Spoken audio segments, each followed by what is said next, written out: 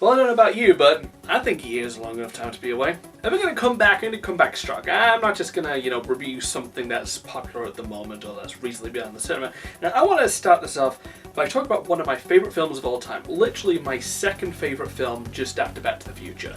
Amazing Spider-Man. Yes. Seriously. The 2012's reboot of the Spider-Man movie adaptation of the original comic after Spider-Man 3 did that. The film takes a focus on the character of Peter Parker after he gains the superpowers of a spider, which he used to hunt down his uncle's killer, and along the way learns about having respect for his powers. But to talk about the weakest part of this film, you have to focus on the villain. The Lizard isn't bad or anything, he's not boring or underdeveloped, but he really needed to be either a more charismatic threat or a more sympathetic one.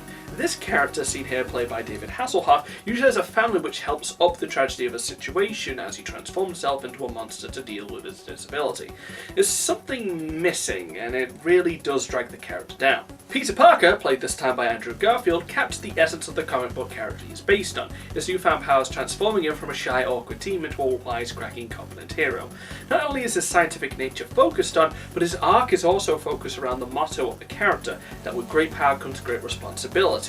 Unlike the comic and the Raimi films, this time Spider-Man starts out selfishly searching for his uncle's murderer, before caving in to his more heroic nature. So the story is more intertwined with the catchphrase, helping to sell the theme of the story. He's a compelling character and a lot of fun to watch.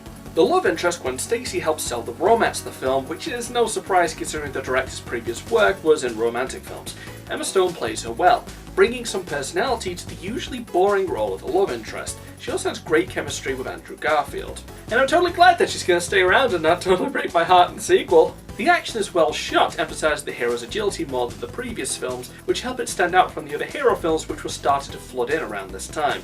The web-swinging scenes are also particularly awesome, emphasising a more web-assisted parkour style. It's one of the few 3D films that I actually like to see in the cinema. No doubt having some hand in this was James Cameron, who was consulted on this, who also made Avatar, which is one of the other few films that I liked in 3D. The theme of the film follows the hero's mantra of with great power comes great responsibility, which forms the basis of the story, as the hero transitions from this awkward teen that you can see abusing superpowers if he actually got them, into a hero that inspires hope in the people around him. Easily the best scene for me is when he chooses to save a child from a falling car, letting the Lizard escape, also giving him his mask to make him feel brave, which ties into what Stan Lee said that the original point of the Spider-Man mask was about, to hide his fear, which is very much what the wisecracking is about as well. And also, how did this film do in a single shot what Christopher Nolan would spend the entire dinner conversation drilling into your head?